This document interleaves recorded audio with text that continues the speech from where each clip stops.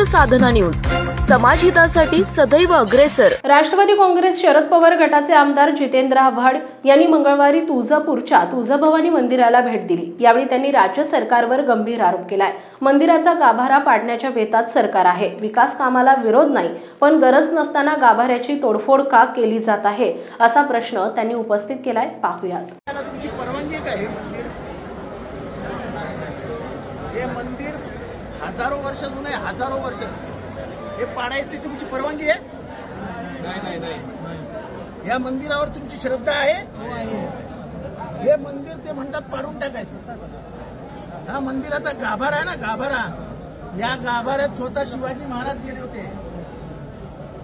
आणि हे मंदिर आत्ताचा इतिहास असं सांगतो की 1700 वर्ष जुना पहिला उल्लेख आहे। 1700 वर्ष जुना, 1700 वर्ष जुना उल्लेख असलेला हे मंदिर पाडायला तुमची मंजुरी आहे? मला हात उचलून सांगा बरं, तुमची मंजुरी आहे? जोरात सांगा। नाही।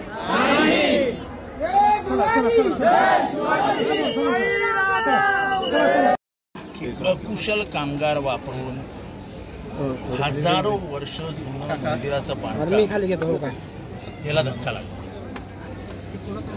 जगाच्या पाठीवर अशी रीतच नाही की ज्या दगडांचा इतिहास, कोरीव दगडांचा इतिहास हजारो वर्ष जुना आहे, त्यांना कधीही हात लावला जात नाही। संपूर्ण दगड जे रचले गेले,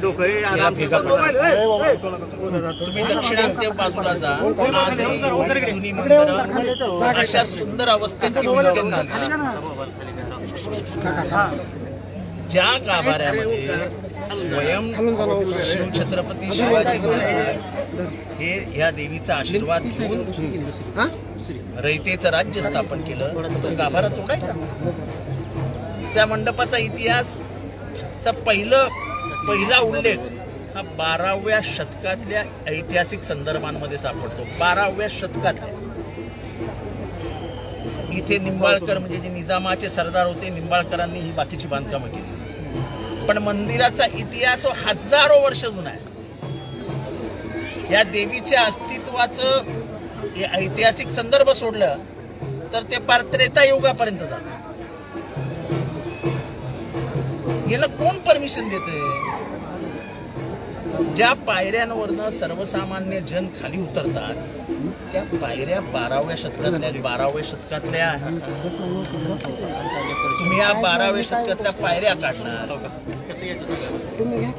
म्हणजे दर 5 वर्षांनी इथला जो कोणी असेल त्याचा 200 कोटी रुपयाचा घरभरणी कार्यक्रम आजपासून सुरू झाला। यांना इतकी भीक लागली?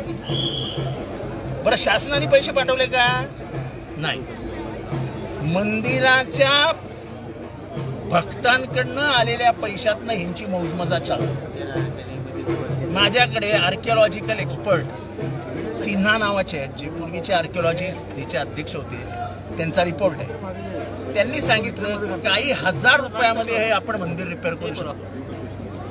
आतमधल्या कोरीव बांधकामाचं सौंदर्य आणि त्याचा ऐतिहासिक संदर्भ, त्याची श्रद्धा त्रिसूत्री आहे ना, हे ते उद्ध्वस्तच करून टाकायचं काय कल्पना आहे?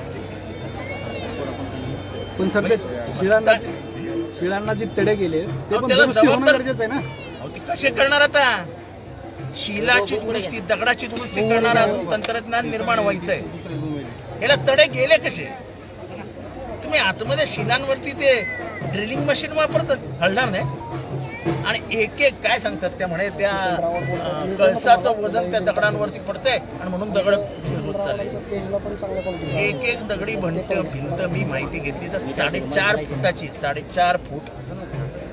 म्हणजे ज्यांनी कोणी हे मंदिर बांधलं ते जे वास्तुशास्त्रज्ञ असतील, जे आर्किटेक्ट असतील, किंवा जे स्ट्रक्चरल इंजिनियर असतील, त्यांनी किती अक्कल हुशारीने बांधलं की वरचा कळस आणि खालचा तिचा आधार म्हणजे त्याचा भार ज्याच्या होईल ते मजबूत करून ठेवलंय। त्याला हलूच शकत नाही।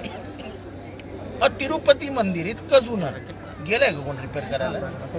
त्या म्हणतील पंढरपुराचा विठोबाचं मंदिर कचलं आहे, विठ्ठलाला हलवा, पांडुरंगाला हलवा, यांचा काय भरोसा? हे पैशासाठी तुमचा देव घेऊन जातील. तुला उघडी जमीन कुठे आहे? नंदुरबार मध्ये. चला नंदुरबारला घेऊन जाऊया. त्याचं काय ऐतिहासिक संदर्भ आहे, त्याचं काय धार्मिक सत्य आहे. कोणतरी कुठला तरी पुजारी येतो, तलवारीची पूजा करतो, म्हणे मी शक्ती उतरवली आहे सगळी, ती शक्ती मी तलवारीत आणली आहे. ती तलवार मग उचलून देवळातनं बाहेर देतो आणि कुठे ते भलत्याच ठिकाणी ठेवतो. सर ही अंधश्रद्धा आहे का? ही अंधश्रद्धा आहे का? नाही, भक्तांचा जीव आहे ना त्याच्यात. भक्तांचा जीव आहे ना.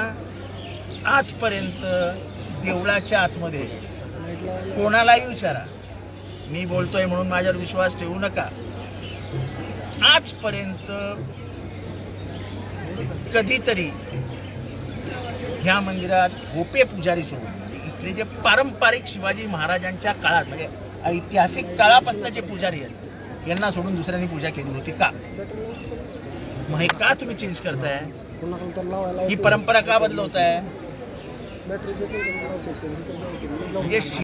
आपल्या परिसरातील महत्त्वाच्या बातम्या पाहण्यासाठी आमच्या समाज साधना न्यूज चॅनलला यूट्यूबवर सबस्क्राईब करा आणि बेल आयकॉन प्रेस करा.